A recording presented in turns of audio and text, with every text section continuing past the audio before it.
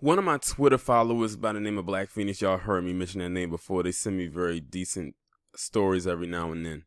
Had tagged me in this post on Twitter and said flashback, and it was some other things he wrote, and then it linked the article. And I'm thinking to myself, flashback, are you sending me a story that I'd already talked about, or is it an old story that I just didn't touch on that you wanted me to speak on? Well, it's kind of both. One, it is an old story, so to speak, and it is a flashback, or you can say a blast from the past, and it is something I have talked about recently. Well, in the last couple of months. So as you can see right here on your screen, it says NYPD creates Asian hate crime task force in wake of woo-woo incidents. Let that sink in right there. This virus has been, I guess you could say, more mainstream than anything for the last few months, and it really started to take shape this year in March going forward. And there was always this stuff going out there that the Asian community was facing hate crimes from various people. I wonder what various people they were referring to, because they never really specified who it was coming from. Us. I mean, we've seen videos, we've heard the stories and the nightmares. But because people will call them a name or stuff like that. Now, mind you, 45 really kicked the whole name calling thing off by calling it the Chinese virus and everything like that, and people calling it Kung Flu. A lot of that stuff came from people like him and his constituents and his followers. Everyone else just kind of followed suit. But it's amazing how fast they jumped on this to create an Asian task force. That shows you right there how much power, one, the Asian community up there has. If y'all remember, let's scale it back a couple of years with Akai Gurley and Peter Liang. When Peter Liang killed Akai Gurley, a black man in New York, this is the same New York here, he was getting ready to go to jail. All they had to do was make the sentencing happen, and it was a wrap. But what happened? The Asian community in droves around the entire establishment came out and protested in the defense of Peter Liang when he wrongfully murdered Akai Gurley, and those charges ended up getting dropped. And he never spent a day in jail. And of course, you know, the black, whoever, was it the DA at the time, who was over that case, he ended up dying of cancer like a month later. So he didn't even live to see his reelection, because he swore up and down this was going to get him reelected. But all it did was send his ass to an early grave. Early unexpected. Now, let's fast forward to a couple months ago when you have that Letitia, whatever her last name is, want to create some kind of hate crime hotline for the Asian community, and people called on to that, and she tries to switch it up and said, no, that's not what it was. It's for people. Bullshit. We know exactly what it is.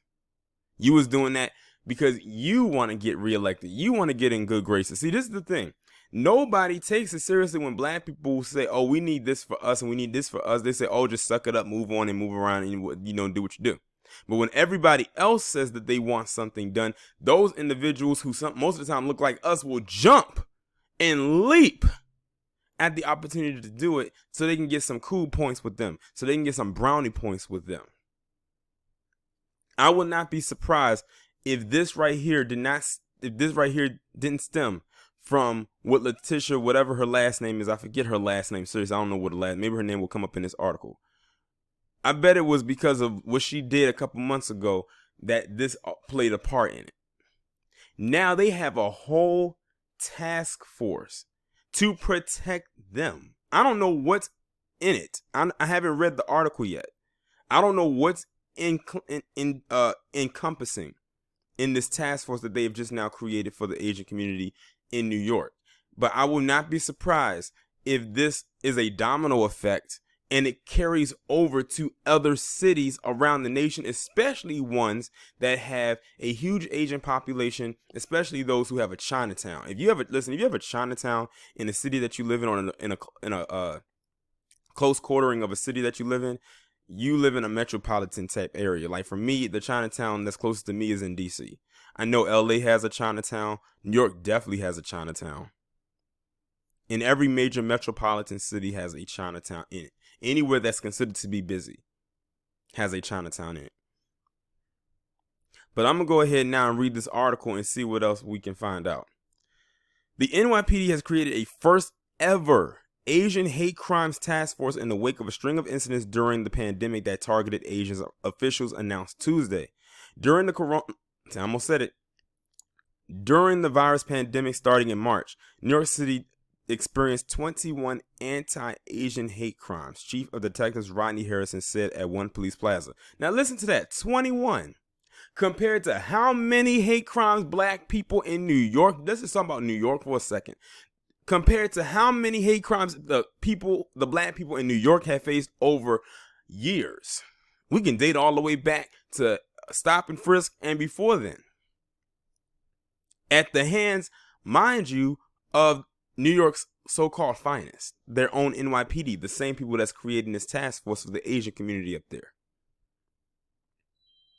This increase was cultivated due to the anti-Asian rhetoric about the virus that was publicized, and individuals began to attack Asian New Yorkers, either verbal or physical. We saw a spike in every borough throughout the city. Police made 17 arrests as a result of the nearly 24 anti-Asian hate crimes, all virus-related, since March 21st, Harrison said. It was unclear how many of the arrests led to prosecutions. Now, see, here's the thing. This goes back to what I was saying about 45 and people like him. He was the one that kicked off the whole, this is the Asian flu, this is the Chinese flu, or whatever he called it at the time. If he did not say that, 9 times out of 10, this probably would not have happened. And if it did, it would not have been escalated to that point. He was the one that really kicked all of that off when he said that, and that's when people started to attack that community. Asian New Yorkers were attacked on trains, buses, restaurants, and walking in their own neighborhoods, Harrison said. You know what's so crazy? The same thing has been happening to black people in those same spaces, and the cries and complaints have always fell on deaf ears every single time. But one thing happens with the Asian community, and the thing is, it says 21. 21, that's a fairly low number when you think about it. And they jump and they create all kinds of new policy that fast.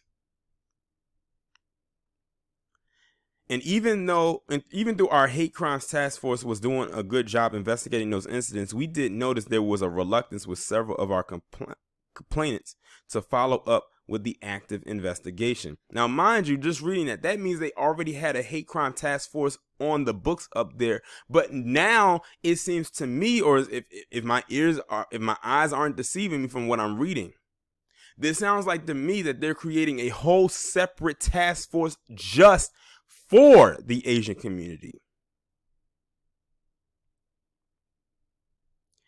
Deputy Inspector Zhao Stewart Liu came up with the idea of forming the task force. He said the detectives, all Asians, speak 3 different languages. See, they created their own task force that just has only Asian people in it, not anybody else. He says now they have the language skills, the experience, and investigative skills. So this is very important. This task force will build the bridge with our victims, whether it be the language barrier that we previously mentioned, social, cultural differences, or just a general mistrust of police. Now that part right there really stuck out to me above anything else. They created a task force that has only Asians in it. Mind you, New York is a very, very, very diverse melting pot of a city and state, but definitely mostly in the city and amongst those 7 boroughs. But it's amazing how fast they were able to get that done. Now, let's just hypothetically say we had, black cops or black person in a position like this Asian person is, and wanted to create a task force that was for black people. Can you imagine the pushback they would have got? It's bad enough that you have a lot of black cops that are speaking out about the quotas that happen in these departments, and they get shunned and tossed to the side and terminated, quote unquote, when they speak out about it. So I know if they get pushed to the side and shunned when they speak on that, I know it will be a struggle and quite a task to create a black hate crime task force. I already know that it would. I wouldn't be surprised if that has not been tried already and failed. And the reasons for its failing is probably one of the ones that I gave. But like I said, it's amazing how fast and how swift they were able to get a task force for the Asian community so quickly, very swiftly, after what has occurred with this virus. Now, when Ebola was happening, they was going after black people. I think they was mostly going after Africans, but we'll say black people. Where was the rush to run and create a task force then? That's what I'd like to know. Oh, that's right. They weren't concerned because it wasn't affecting them. Interesting. That's all I have to say about this. This is just very, very interesting. I think I said all I needed to say. It's probably some more, but I can't really think of it at the moment. So I'm gonna leave that one, the next words that have to be said, up to y'all.